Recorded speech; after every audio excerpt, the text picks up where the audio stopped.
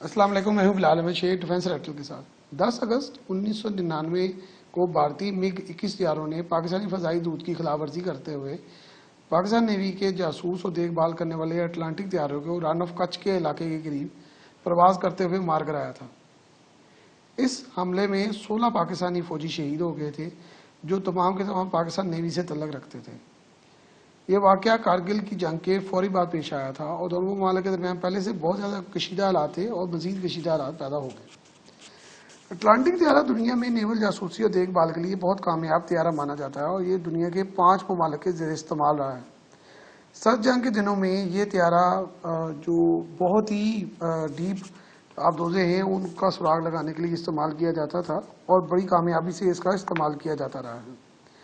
ये एक सबसोनिक तैयारा है जो कि बुनियादी तौर पर सर्वेलेंस के लिए होता है और 70 की दहाई में पाकिस्तान ने इसको खरीदा था। पाकिस्तान में भी ये बड़े अच्छे तरीके से काम कर रहा था और ये जो सबसोनिक तैयारा है वो सेल्फ डिफेंस के भी काबिल नहीं है। अगर इसमें जासूसी के आलात लगाए गए हैं, लेकिन ये जासूसी के लिए और आबदोज़ों को ट्रैक करने के लिए है, इससे ज़्यादा इसका कोई काम नहीं होता। मेहरान एयरबेस से सुबह 9:15 पर प्रवास करने वाला ये तैयारा 2 घंटे सर क्रीक और इंडिया और पाकिस्तान के दरमियान जो इलाका है उस पर प्रवास करता रहा। इर्द गिर्द के 2 भारतीय मिग तैयारों ने इस तैयारे को ट्रैक किया और उनमें से एक तैयारे ने R-60 मिसाइल तैयारा जो है इस तैयारे पर फायर किया और उसे मार गिराया। तैयारी को गिराए जाने के फौरी बाद दोनों ममालिक की तरफ से शदीद रिएक्शन आया। पाकिस्तान ने इस सिलसिले में शदीद एहतजाज किया और पाकिस्तान के मुताबिक ये तैयारा जो है वो पाकिस्तानी फ़ज़ाई दूत के अंदर था और गैर मुसल्लह था, जबकि भारत का कहना यह था कि ये तैयारा भारतीय फ़ज़ाइया की हदूद की मुसलसल खिलाफ वर्जी कर रहा था और इसे इसलिए मार कराया गया क्योंकि ये तकरीबन 2 घंटे से यहाँ पर प्रवास कर रहा था। तैयारे का मलबा पाकिस्तानी इलाके पर गिरा। भारत इस तैयारे को हॉस्टाइल करार दे रहा था, लेकिन ये एक सबसोनिक तैयारा था जो हॉस्टाइल नहीं हो सकता। बहरहाल ये भी एक हकीकत है कि पाकिस्तान ने, जो उस वक्त पाकिस्तान में गवर्नमेंट थी, इस सारे मसले को इंतहाई बेवकूफ़ी और नालायकी से हैंडल किया। सबसे पहले पाकिस्तान के वज़ीर इत्तलात डॉक्टर मुशाहिद हुसैन ने बयान दिया कि ये तैयारा जासूस मिशन पर था और इसके अगले ही जो चंद घंटों बाद ये बयान दिया गया ये तरबीती परवाज़ पे था।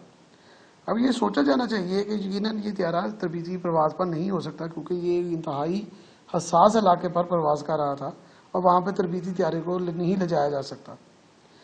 दरहकीकत भारतीय मिग तैयारों ने अटलांटिक तैयारे को घेरे में ले लिया था और उनकी ख्वाहिश थी कि भारतीय तैयारा जो है वो इस तैयारे को घेर कर अपने मुल्क में ले जाएं।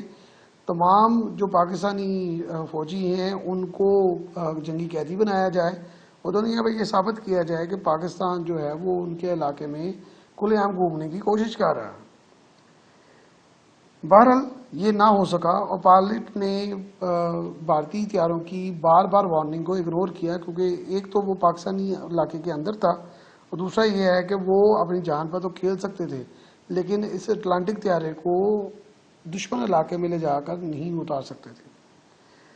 सर क्रीक और रन ऑफ कच्छ का इलाका जो है वो पाकिस्तान और भारत के दरमियान मुतनाज़ा रहा है। ये इलाका जो है वो तकरीबन समुद्र के उस साइड पे है जो कि जहाँ पे जूनागढ़ रियासत का सिलसिला है और वहाँ पर भारतीय फौज पहले ही काबज़ हो चुकी थी।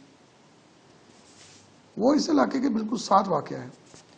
अगले ही दिन भारतीय हेलीकॉप्टर जो है वो पाकिस्तानी फ़ज़ाई दूत के करीब प्रवास करता हुआ पाया गया, जिस पर पाकिस्तानी जो फौजी थे उन्होंने इस पर मिसाइल फायर किया। मिसाइल हेलीकॉप्टर को ना लगा और हेलीकॉप्टर वहाँ से भाग गया, लेकिन इंडिया ने बाद में ये शोर बजाना शुरू कर दिया कि वो सारे इलाके का जायजा लेने के लिए साफ़ियों को एक ग्रुप लेके गया था जिसके बारे में पाकिस्तान को कोई इतला ना थी। भारतीय चैनल और भारतीय हुकूमत ने खूब शोर बचाया कि ये हेलीकॉप्टर जो है वो सिविलियंस को लेके गया था और पाकिस्तान ने बड़ा जुल्म किया कि इस पर मिसाइल फायर किया है। हालांकि उससे सिर्फ एक दिन पहले पाकिस्तान के 16 जो अफसरान और फौजी शहीद हुए उस पर उन्होंने कोई भी अफसोस का इजहार ना किया। बहरहाल दोनों मुल्कों के दरमियान जो है वो तनाव बहुत ज़्यादा हो गया। पाकिस्तान इस मसले को आलमी अदालत इंसाफ में ले गया और हमेशा की तरह आलमी अदालत इंसाफ में क्योंकि फ्रांस और दीगर ममालिक के लोग बैठे हैं جو کہ ہمیشہ پاکستان کے خلاف ہی فیصلہ دیتے ہیں، تو انہوں نے کہا کہ یہ جو مسئلہ ہے یہ دونوں ممالک آپس میں طے کریں، کیونکہ ان کے درمیان یہ معاہدات موجود ہیں۔ فرانسیسی چیف جسٹس نے اس مقدمے کو چلانے سے ہی انکار کر دیا اور اسے مسترد کر واپس کر دیا، حالانکہ عالمی عدالت انصاف تو تمام عالمی قوانین کے مطابق کسی بھی ڈسپیوٹ کا، چاہے وہ دونوں ممالک کے درمیان معاہدہ ہو یا نہ ہو، اس کو سالو کرانے بیٹھی ہے، لیکن پاکستان کے ساتھ یہ انتہائی جو ہے وہ غلط سلوک کیا گیا، اور یہ مسئلہ جو ہے وہ بہت زیادہ پاکستان کے خرچے کے باوجود بھی حل نہ ہو سکا، اور اسے عالمی عدالت انصاف سے بھی انصاف میسر